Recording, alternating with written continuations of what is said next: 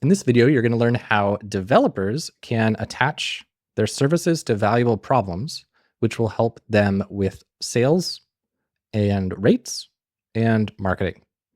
If you go out and say that you're a commoditized developer, it's really hard to charge top tier rates because, especially with AI and Cursor and all these other things coming onto the scene, your commoditized rates as just a backend developer or C# developer or whatever are going to get pushed down to whatever the market standard is. Whereas if you can attach to a problem that you solve with your skills, you can attach your rates to the value of that problem being solved. But this is historically very difficult for developers. Like I see this so much in DYF, it's one of the hardest things for developers to do. So I wanted to make this video. So let's dive in.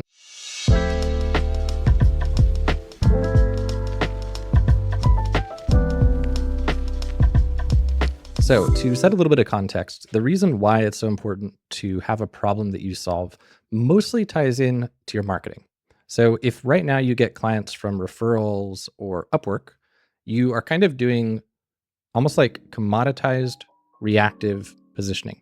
So if you go on Upwork and someone does a job post where they say, I need a developer who is good at, in my case, I'm going to use a Supabase example, which is a database backend that's like, I think it's like an open source Firebase or whatever Google calls Firebase these days. But basically, if someone says, I need a WordPress developer, I need a PHP developer, I need a .NET developer, whatever, they're describing the commoditized technical skill set. And then you respond to that and you say, I am a WordPress developer. I have all these skills, this experience. I can do the thing you want me to do. And then they say, cool, this other person's way cheaper and they have similar skills and experience. Can you do it for this price? And then you get into this price war. That's like commoditized development, right? The problem-focused version of this is what we're going to talk about today. I'm going to help you visualize how to do it. Before we dig into the how, I want to talk more about that, like why it's useful things. So if you were to try to, quote, do marketing around that kind of reactive commoditized development, you're going to run into certain challenges. So let's say the marketing approach you take is like cold outreach, or let's say it's ads, or let's say it's networking. It doesn't really matter what it is. I'm going to use cold outreach as the example because I think that's a really easy one for everybody to relate to. And it's what I personally really like for freelancers, as long as you don't do it in a spammy way. If you do cold outreach the right way, people will thank you for it. You just have to not do it the shitty spammy way. So if you were to try to market somebody in a commoditized context, like let's say you cold outreach someone, send them a DM and you're like, hello, I'm a web developer. Do you need to hire a web developer? Number one, that's absolutely spammy. But number two, because you're so focused on the technical implementation, your technical skills, you're like leaving it up to them to decide A, how to use your skills, B, if your skills are even valuable. So the biggest thing with this problem solving mindset and the hardest thing is you have to really get into the shoes of like, why does somebody want a website developed? Why does somebody want me to work on their back end? Like what are they hoping to get out of it? What's it going to do for them? And as a developer, it's usually going to just be, they have a product now, thanks to you, or they have a product that doesn't suck, or they have a product that is easier for their users to use, or has more features, or loads more quickly. Because if you're a developer who's working on product, like if you're working with a big team, that's a .NET developer, whatever, like you're typically not building an MVP for somebody. You're typically like just helping people have their existing thing not suck, having their users not leave. And once you start to get into that, now suddenly you're starting to attach to actual business outcomes. So I'm going to share my screen and show the little freelance offerings thermometer thingy that I talk about all the time. If you want to pull it up, it's just at dyf.link/thermometer. So basically most developers are going to be here under this subjective value line, looking at the creating a product I can sell one. So if you're working on the Facebook platform, like you work for Facebook as a developer, your job here is most likely to just make their product good. But in the Facebook case, there might be a bunch of different permutations of that. Like maybe with Facebook, like you're developing an algorithm to help them advertise more effectively to their users, which gets them more ad revenue. And thereby you actually could attach to one of these objective value ones. I'm not going to talk about the whole objective versus subjective thing here. We have a different video for that you can check out. The thing I really want to drill into is just the idea that, first off, even though objective value is like higher, it doesn't mean it's better. It's not like this is better, this is worse. The only one that I'm saying is worse is commoditized. You don't want to do that. I can quite confidently say this is always worse. But the only real difference between subjective versus not is like how confidently you can assume somebody actually cares about something. So if I'm a SaaS founder, you know, like I'm Mark Zuckerberg, you send me an email, you're like, yo, Zuck, I want to help you make your app better because you care about making your app better or whatever. Like you're having to guess about what their motivation is for hiring developers. Do they care about getting more ad revenue? Do they care about reducing their churn of users who leave for a different social platform? Do they just want to make a beautiful product? Do they want to make a fast loading product? Like you have no idea. You have no idea what they care about and you have to guess. And that's why it's subjective value. Whereas if you're like, yo, Mark, I'm going to find out how to get you more users to Facebook. Like obviously Mark wants that. Like who wouldn't want that? Hence objective, subjective. But everyone who takes my 200KF course, 200K freelancer course, they get stuck on this. Every developer gets stuck on this because they want to try to attach to one of the top ones. And this is my bad. Like, you know, by putting it in this hierarchical format, it implies that the top is better. So I need to like make a better design that doesn't imply that so strongly. And a lot of people let this stop them and then they give up and then they go back to commoditized stuff. And I have a really good example today showing you a very, very, very good example of a developer attaching to a really nice, still subjective value thing, but valuable subjective value thing that people who are hiring developers, even in big organizations, will absolutely care about. It comes from my own experience. So I am developing a tool for 200K freelancer students. It's basically a SaaS tool to help students manage their leads lists. Because for the first beta of the course, we like manage leads lists in Google Sheets. Is really clunky. All the tools on the market, like once you get beyond about 50,000 leads in a sheet, like they just take a big shit. So like Google Sheets crashes if you try to do the enrichment process that I teach where you put your leads there, you get personalization data, you run personalization at scale, like it just can't handle a lot of leads. So I started developing a SaaS to do this that's built on Supabase. And the query performance is really low. Like let me find it real quick. All right, I've got my test table here on production. I haven't updated some of my more recent code. This is my test table where I'm like, all right, let's push this thing to the freaking limit. So this one has like 800,000 leads in it. And I'm not gonna get too nerdy with you because I don't know what kind of developer you are, but basically in the backend, I'm storing a lot of these fields as a JSON-B field in the database. So it's not in like a typical database column. And JSON-B fields are nice because they're flexible, but they are more inefficient to query because you have to query that JSON-B field and parse it.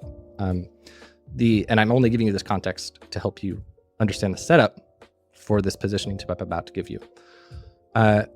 So what I wasn't sure of building this out is like, is this the most efficient way to do it? Because the queries were so slow. Like they're pretty slow now still for 800,000 leads. So I think what are we gonna be at? Like 5 seconds for an unfiltered table? Yeah, so 5 seconds.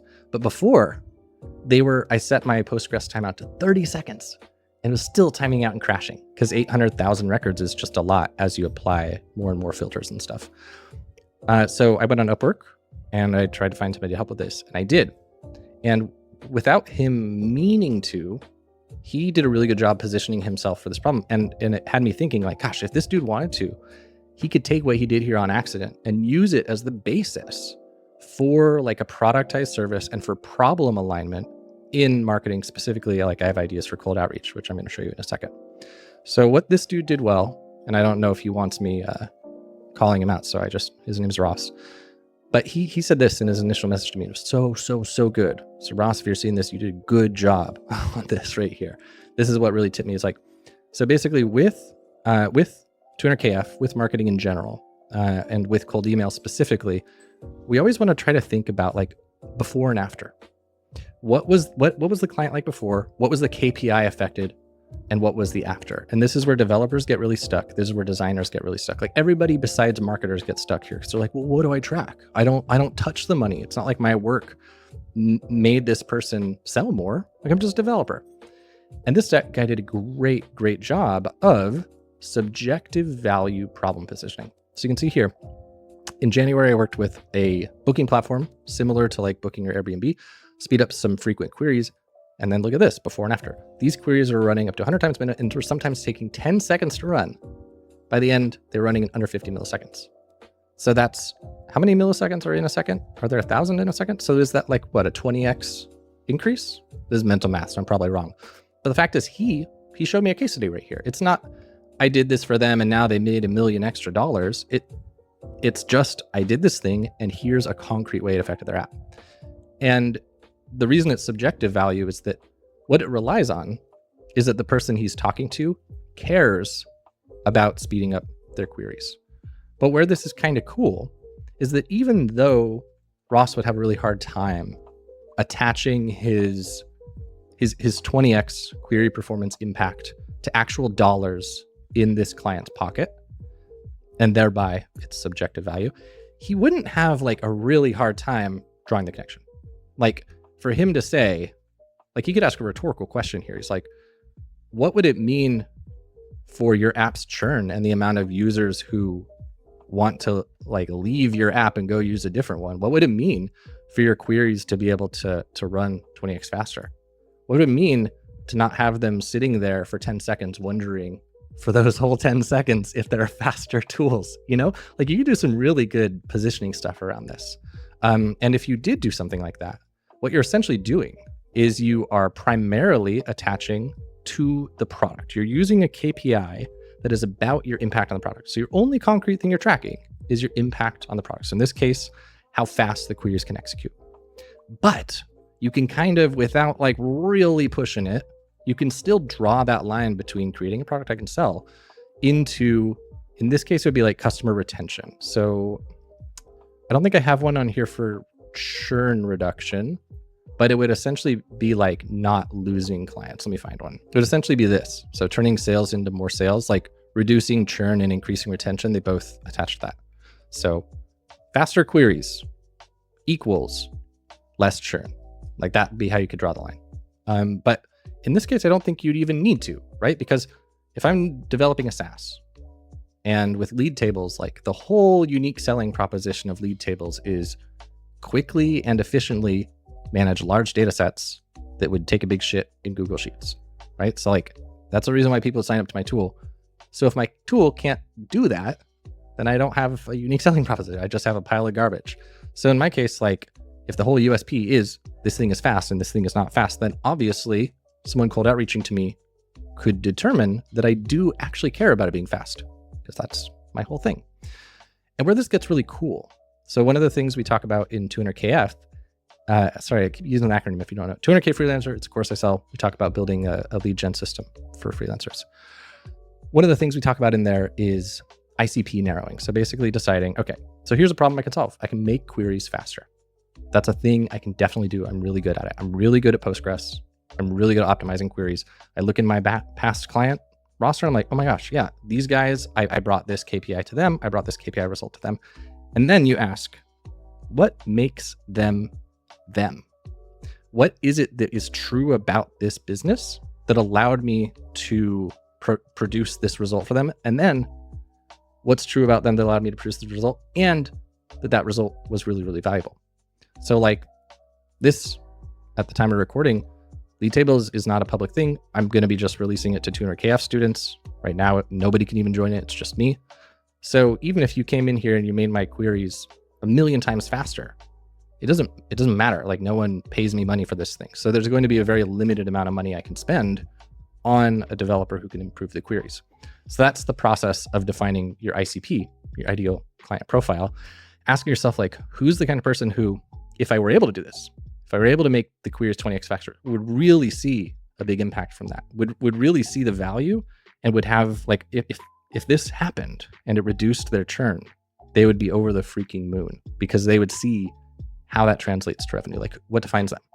Usually in the case of like a SaaS, it's pretty simple. It's going to probably be just the amount of users they have.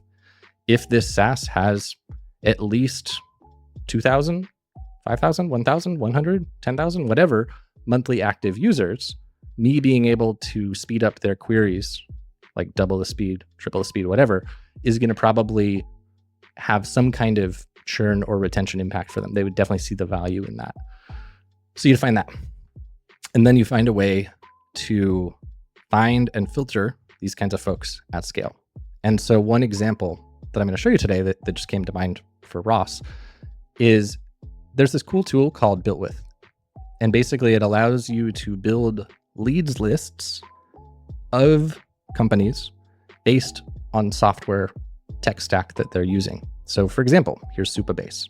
And Supabase, as I said, it's just on Postgres. So there are a million like front-end abstractions, or not front-end, but like layered abstractions of Postgres that would fit this same bill to find websites using Postgres. So searching Supabase specifically is like just one of a billion ways. The reason I did Supabase specifically is I think if you were to type Postgres, like how would it know the backend without knowing the interface? I don't know. So whatever, all I'm saying is this is not the only way to find leads for Ross. But nonetheless, we can see that right now, BuiltWith has data for 45,000 websites using Supabase. And so if he were to pull this list of leads, now he's got these people using Supabase, but he doesn't know if they have any users. So he could then take this leads list, layer another layer of enrichment and ICP filtering on them for something like website traffic, for example. And this is why I made lead tables, because like merging this data with Google Sheets and stuff becomes a little bit clunky. But nonetheless, you pull your list, you get 45,000 leads. You run it through a scraping tool to determine how much website traffic each of these leads get. And let's say that your mental model is like, okay, if a website gets like, let's say 50,000 visitors a month, probably they're converting like, I don't know, 5% of them into users. So that means they're getting, what is that? 250 new users a month, something like that. So if they're getting 250 new users a month, and they've been around for several years, they should at least have like a few thousand users. So that's my ICP. I want SaaS companies on Supabase getting at least 50K a month. So what you do, take these leads, get the traffic data, narrow it down, and now maybe your list is going to be like, because Supabase is pretty accessible. Like any old noob can use Supabase. And maybe large enterprises don't use Supabase, and Supabase would actually be a really bad leads list to build because like a lot of indie hackers. I don't know. I'm not telling you to do this. I'm just using it as an example. So let's say that of these 45,000, like maybe, I don't know, 6,000 or so get over 50K a month, maybe 10,000. Now you can send an email to these people oriented around the problem, solving the problem, getting the outcome. You don't say, hey, I'm a developer who's good at Supabase. Do you want to hire me? Instead, you can send them an email that is value forward and say like, hey, saw that you guys were on Supabase. Your app looks dope. FYI, I helped this other company cut their query time down by like 20x. And I've noticed through working with a bunch of Supabase clients that they usually make one of three mistakes that are causing their queries to be really bloated. Happy to shoot you a couple quick tips if you like. Totally free, whatever. And then they say, sure. And you can just give them some tips. And this leads me to the second part of where developers struggle, especially backend devs, is that value forward to cold outreach, the process usually is built around saying like, here's something I noticed about your website. Like I was looking at your thing and I saw this and I have this tip. And as a backend developer, you have no idea what their queries are. Maybe their queries are fucking great. You have no way of knowing. And so that lack of like, quote, observability sometimes blocks people. And it will make it a little bit harder to conceptualize a good value forward email. But usually the lead magnet, as it's called, the thing you give away for free, like basically a good cold email, the only ask you should ever make in a good cold email is asking for permission to give something valuable for free. If you ask someone to do something for you as a favor to you, hire you, give you money, it's spam. If you ask for permission to give them something helpful, it's not spam. So if you reach out to me, you say, Zach, I saw you're on Supabase, lead tables looks dope. FYI, help the client with this issue with their queries, and I've noticed a lot of Supabase sites make a few mistakes. Can I shoot you what I've learned having done this for a million clients or for like dozens of clients over the years that are usually like the top things to keep in mind to get your queries as fast as possible or whatever. This is pulled out of my butt. We'd make it nicer for the email. If I saw that, I'd be like, sure. Yeah, I'd like to know that. And then where things differ here is that if someone has an observable process, usually a good freelancer lead magnet is some kind of audit. So like you pull up their thing, you look at it, and based on what you see, you give tips. And in this case, the only way to do that would be to get access to their database and stuff, which is, there's a lot of trust required for that. So the thing that you would tweak in a funnel like this, which has downsides in terms of conversion rate, but upsides in terms of like how long it takes you, is that maybe that lead magnet, it's just a case study. It's just a generic case study. Like it's a video you shoot, doing a screen share, showing the common things, and then the CTA, call to action, is to book a call and you can like look at their actual database together and give them some tips. And the reason that this will probably convert a little bit lower is that like in general, something like custom tips given, it just feels more valuable than like, hey, can I send you this pre-recorded thing I made? Like it just doesn't feel as valuable. But at the same time, if you have this valuable thing you pre-recorded, like someone says, yeah, sure, send it. It takes you 0 time to create it. Whereas if they ask for an audit, like you have to create that video, that takes you time, at least until you've got it dialed in and you can like leverage AI and stuff later. Like it takes time. But I digress. This is quite in the weeds if you don't know the cold outreach process I teach and stuff. The thing that I really wanted to dial in here is that what we just looked at would be like easily a multi 6-figure, 7-figure funnel built around a problem that probably if you were like to, I mean, I don't know Ross well enough to know, but if you were to ask many backend devs who could do the kinds of things Ross did, like what problem they solve, why it's valuable for clients, why clients hire them, they probably wouldn't have any answer. They'd probably say, oh, because everyone likes good code. And being able to actually speak to what that problem is gives you the ability to like find a way to start a conversation where you can give value and orient yourself around the value of the problem being solved rather than just being a keyboard for hire. And as AI gets more traction, like commoditized freelancers are going to have a harder and harder time because the value of being able to sit there and do code goes down as the vibe coders take over the internet. You know, the ability to like be discerning and solve problems though is always going to be valuable, because whether you're solving the problems by wrangling an AI tool or using your fingers on a keyboard, you can't solve these kinds of problems with commoditized skills. Like it takes deep expertise to be discerning enough to know if the AI is recommending something good or if it's recommending something catastrophic that's going to bring all these security vulnerabilities. Like there's always going to be space for developers who are really, really skilled in how to solve problems. You just have to position correctly. So hopefully you found this interesting. If you want to get in on the next 200KF cohort, go to dyf.link/200KF or dyf.link/200K freelancer. We open it up a few times a year, small runs, just 30 people right now, so that I can do a lot of one-on-one support.